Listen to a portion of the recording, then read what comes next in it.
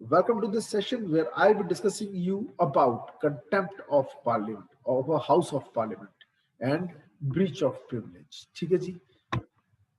सांसदों को जो विशेष अधिकार मिले होते हैं, अगर कोई उसका दुरुपयोग करता है तो उसे हम कहते हैं ब्रीच ऑफ प्रिविलेज। हमने कुछ विशेष अधिकार दिए हुए हैं मेंबर ऑफ पार्लियामेंट को, ठीक है।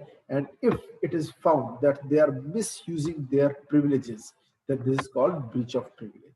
पर इसके जैसे ही एक और टर्म है जिसे हम कहते हैं कंटेम्प्ट ऑफ हाउस। तो अब मैं आपको बताऊंगा क्या फर्क है ब्रीच ऑफ प्रिविलेज और कंटेम्प्ट ऑफ हाउस। आपने कंटेम्प्ट ऑफ कोर्ट जरूर सुना होगा।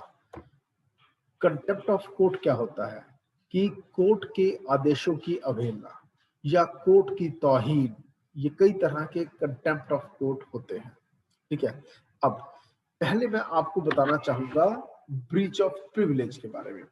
जब कोई अथॉरिटी या इंडिविजुअल, देखो अथॉरिटी भी कर सकती है और इंडिविजुअल भी, डिसरिगार्ड करता है किसका, पार्लियामेंट का, और attacks any of the privileges, rights and immunities. अगर आपको कुछ विशेष अधिकार दिए हुए हैं तो दूसरों के विशेष अधिकारों की भी इज्जत आपको करनी होगी, ठीक है। Either of the member individually और ऑफ द हाउस। मैंने बताया था दो तरह के प्रिविलेजेस हैं। Contempt privileges enjoyed by the house, privileges enjoyed by the member, ठीक है। चाहे किसी प्रिविलेज का उल्लंघन आप कर रहे हैं तो आप ब्रीच ऑफ प्रिविलेज के दोषी हैं, ठीक है जी। In its current capacity, the offense is termed as breach of privilege and is punishable by the house. इसकी पनिशमेंट भी कौन देगा? खुद हाउस देगा। क्लियर? और क्या कोई लॉ बना हुआ है कितनी पनिशमेंट होगी, किस तरह के ब्रीच ऑफ प्रिविलेज में क्या पनिशमेंट होगी? ऐसा कुछ नहीं है, ऐसा कुछ नहीं है। बहुत बार बात हुई है इसके लिए कोडिफिकेशन की जाए, क्यों ना लिखा जाए, पर अभी तक भी कोई सेट रूल्स नहीं बने कब किस सिचुएशन में कितनी पनिशमेंट देनी है। फिर से बोल रहा हूं, when any individual authority disregards or attacks any of the privileges, any of the rights or any of the immunities, either those that are enjoyed collectively or those that are enjoyed collectively by the house, collectively or individually, कुछ भी हो, the it is termed as breach of privilege and it is punishable by the house itself. Is my point clear? क्या मैं चलूं आगे? फिर any act of, जो breach of privilege है वो किसी एक्ट से भी हो सकता है, ओमिशन से भी। ओमिशन क्या है? आपको जिम्मेदारी दी गई थी हाउस के द्वारा, आपको ये काम 30 डेज में करना है, पर आपने नहीं किया। You omitted to do an act, a duty that had to be performed. आपको जिम्मेदारी दी गई थी ना, आपने नहीं किया। Your omission amounts to breach of privilege. Breach of privilege can arise from an act, it can arise from omission as well.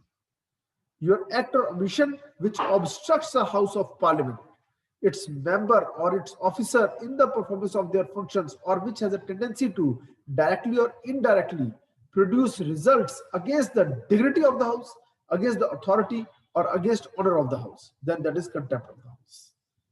अब समझिए प्रिविलेज और कंटेम्प्ट में क्या डिफरेंसेस आ रहे हैं। पार्लियामेंट के काम के चलने में अगर आप ऑब्स्ट्रक्शन पैदा करते हो इधर बाय एन एक्ट और बाय ओमिशन, ठीक है, या फिर पार्लियामेंट के किसी ऑफिसर ने कुछ काम करना है, उस ऑफिसर को आप काम नहीं करने दे रहे हो बाय योर एक्ट और बाय ओमिशन, जिसकी वजह से क्या हो रहा है, हाउस की डिग्निटी, हाउस की अथॉरिटी, हाउस के ऑनर, डिग्निटी, अथॉरिटी या ऑनर के खिलाफ है वो आपका एक्ट या ओमिशन, तो इसको हम कंटेम्प्ट ऑफ द हाउस करेंगे। इसमें भी आपको पनिशमेंट मिलेगी, ठीक है। अक्सर इन दोनों टर्म्स को इंटरचेंजेबली यूज किया जाता है। उसको ब्रीच ऑफ प्रिविलेज भी कहते हैं लोग, उसको कंटेम्प्ट ऑफ द हाउस भी कह देते हैं लोग, लेकिन इनके इम्प्लीकेशंस डिफरेंट है। इनके इम्प्लीकेशंस डिफरेंट है, यानी इससे कॉन्सिक्वेंसेस जो होंगे वो डिफरेंट है, ठीक है जी। और जनरली होता ये है कि जो ब्रीच ऑफ प्रिविलेज है that amounts to contempt of the house as well. Likewise कि ब्रीच ऑफ प्रिविलेज भी एक तरह से कंटेम्प्ट बन जाता है, ठीक है। तो contempt of the house wider term हो गई, ओके। और likewise contempt of the house may include a breach of privilege also.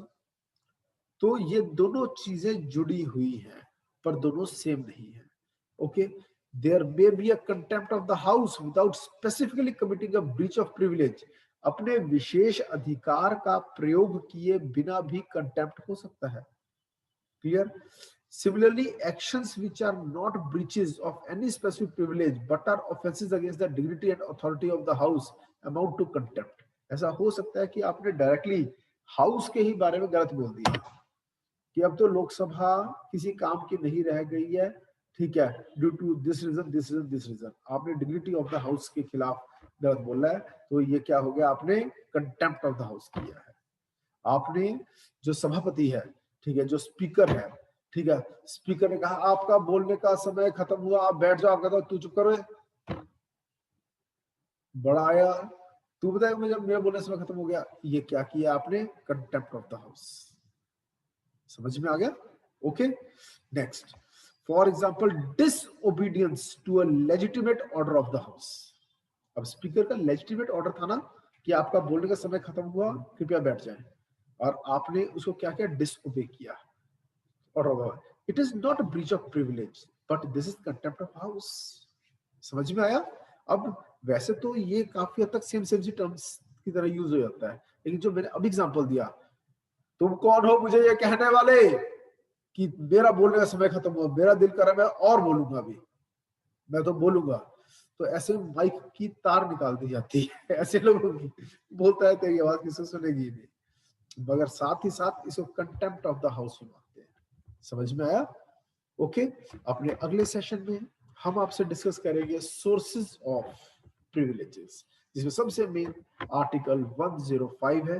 हालांकि मेरा मूड था मैं आज के ही सेशन में इसको अच्छे से डिस्कस कर लूं, लेकिन शायद नहीं हो पाएगा। मैंने बड़ा डेप्थ में करवाना है आपको, कुछ केस लॉस भी करवाऊंगा मैं आपको प्रिविलेजेस और contempt of the house related. ठीक है जी? Any question you want to ask? अगला सेशन हमारा होगा सोर्सेज ऑफ प्रिविलेजेस।